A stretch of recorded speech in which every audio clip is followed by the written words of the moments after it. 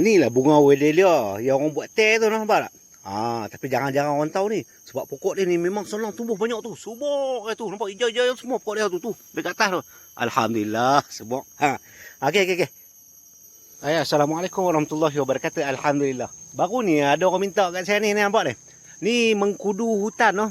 Saya tak pasti sama ada dia nak buat balut tungku ke ataupun nak buat nasi ulam noh. Kalau pucuk ni, hak ni dia sedap buat ulam pun sedap dia kata noh. Dia bezalah dengan yang kampung punya. Yang ni mengkudu hutan. Buah hitam-hitam tu. Kalau mengkudu kampung tu, daun besar-besar, buah putih-putih. Sedap juga. Okey, kita tengok pokok ni pula. Ni nampak ni. Ni pokok resam noh, resam gajah, nampak banyak tumbuh tu. Itu ada orang bagi petua saya ni. Pucuk dia ni kalau buat ulam sedap noh. Saya tak bisa try lagi lah.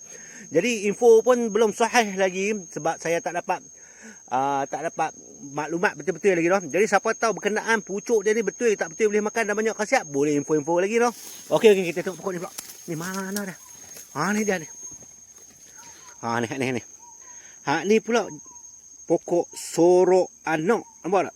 Sebab dia cara dia sorok ni macam ni lah. Nampak? Ambil satu. Lepas tu tak ni. Lepas tu suruh kawan cari duduk tak mana. Tu dah. Tu nama dia sorok anak. Pokok ni dikatakan bagus untuk rawatan batu karang lah. Wallahualam. Tapi insyaAllah ramai yang kata mujarab lah. InsyaAllah tu banyak tumbuh tu. Nampak tak? Okey. Dia lain. Betul tak ni depa kata tongkat ali hitam? Nampak?